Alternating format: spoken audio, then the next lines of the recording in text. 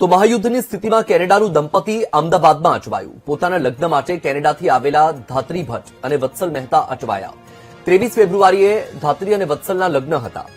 Dubai airspace બંધ થતા Canada જવાની ટિકિટ થઈ કેન્સલ. 11 માર્ચે કેનેડા જવાનું હતું, પણ હવે ટિકિટ કેન્સલ થઈ છે.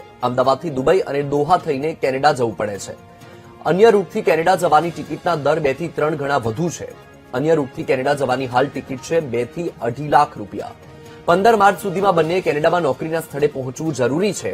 જે બંને એ પહેલા નોકરી પર ન પહોંચે તો નોકરી ગુમાવે તેવી સ્થિતિ છે.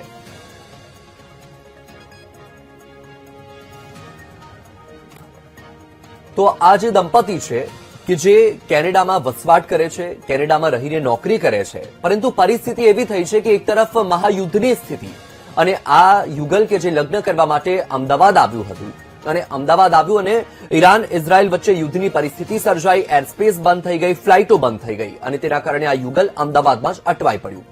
પોતાના લગ્ન માટે કેનેડાથી આવ્યા હતા ધાત્રી ભટ્ટ અને વત્સલ મહેતા. 23 ફેબ્રુઆરી આ બંનેના લગ્ન હતા.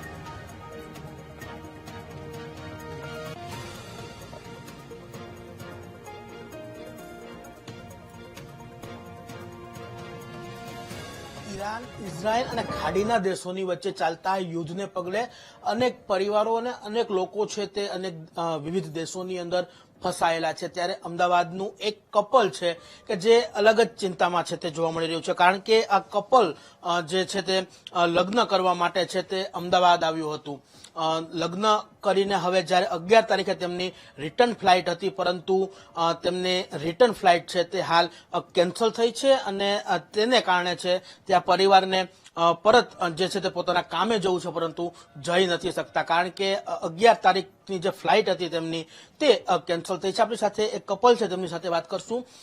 આપ ક્યાંથી મેરેજ માટે આવ્યા હતા અને અહીં ફેમિલી સાથે મેરેજ કર્યા અને હવે શું સ્થિતિ છે? અમે કેનેડા રહીએ છીએ, ટોરોન્ટોમાં, અને હું જાન્યુઆરીમાં આવી, મારા હસબન્ડ ફેબ્રુઆરીમાં આવ્યા. અમે અહીંયા વેડિંગ માટે આવ્યા હતા. અમારી 25 અમારા વેડિંગ હતા અને હવે અમારી 10th માર્ચે રિટર્ન ફ્લાઇટ હતી ટોરોન્ટો. અત્યારે જે પ્રમાણે પરિસ્થિતિ છે બધા જાણે જ છે કે શું ચાલી રહ્યું છે દુનિયામાં, એટલે ઘણી બધી ફ્લાઇટ્સ અત્યારે કેન્સલ થઈ રહી છે, સસ્પેન્ડ કરી રહ્યા છે પેસેન્જર્સ, બધા બહુ જ હેરાન થઈ રહ્યા છે. એવામાં અમે 2 જણા એ પબ્લિકમાં અમે બી આવી ગયા છીએ કે અમારી ફ્લાઇટનું અત્યારે કંઈ સ્ટેટસ અપડેટ નથી. ત્યાં અમારે જોબમાં હાજર થવાનું છે આગળ જઈને. એ બધું અત્યારે થોડુંક ટેન્શનનો માહોલ છે અમારા ફેમિલીમાં. એરલાઇન્સની તપાસ કરો છો, એરલાઇન્સમાંથી શું જવાબ આવે છે અત્યારે?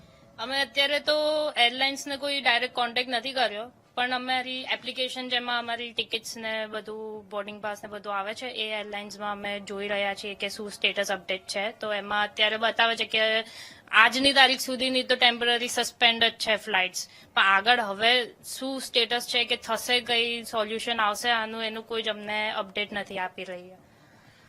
કેનેડા આપને પરત જવાનું છે, પરંતુ કેનેડામાં હાલ યુદ્ધ નથી, છતાં પણ આ કન્ડિશનમાં તમે ફસાયો છો. એનું કારણ શું છે? અત્યારે જે આ યુદ્ધ જેવી સ્થિતિ ચાલી રહી છે એના કારણે જે એર સ્પેસ બંધ કરવામાં આવી છે ગલ્ફ કન્ટ્રીઝની, તો જેમ કે અમારે બંનેની ફ્લાઇટ ગલ્ફ કન્ટ્રીઝમાં હતી. મારી દોહાથી છે અને એમની દુબઈથીને જવાની હતી. તો અત્યારે ટેમ્પરરી એર સ્પેસ બંધ કરવામાં આવી છે, તો એના લીધે જે અમારી ફ્લાઇટ છે એનું સ્ટેટસ કઈ છે નહીં. તો જો એ કન્ડિશનમાં અમારે ફ્લાઇટ કેન્સલ કરવાની થાય તો એના તો જે પાર્શિયલ રિફંડ છે એ જ આવશે, અને પ્લસ અમે અત્યારે જો તપાસ કરી રહ્યા છીએ તો બીજા રૂટ ઉપરથી જવાનું થાય તો અત્યારે અમને ઓલમોસ્ટ 3 લાખ જેવી વન વેની ટિકિટ બતાવી રહ્યા છે. આપણે ત્યાં બંને લોકો જોબ કરો છો, જો સમયસર હાજર નહીં થતો ત્યાં કેવી કન્ડિશન થાય એવી? અમારે જેમ કે 11 તારીખની ફ્લાઇટ હતી તો 13 તારીખે મારે મારી ફરજ ઉપર હાજર થવાનું હતું, પણ જો હવે આ ફ્લાઇટ નહીં ઉપડે તો પછી કોઈ બીજા રૂટથી જવાનું થાય, કાં તો પછી ટેમ્પરરીલી અહીંયા રહેવાનું થાય, તો પછી કન્ડિશનમાં ત્યાં અમારે મારા મેનેજરની સાથે વાત કરવી પડશે કે શું કરી શકાય એવું છે, અને જોબ ઉપર એની કોઈ અસર તો નહીં થાય ને, એટલે ચિંતાનો વિષય છે અત્યારે.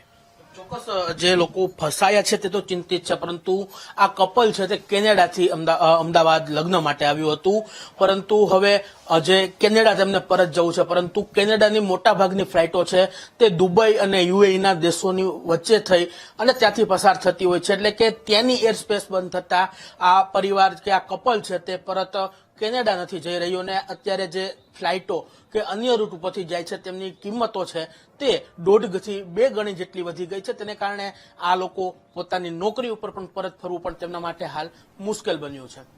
કેમેરામેન રાજેશ ગઢવી સાથે શુભમ ભટ્ટ, વીટીવી ન્યૂઝ, અમદાવાદ.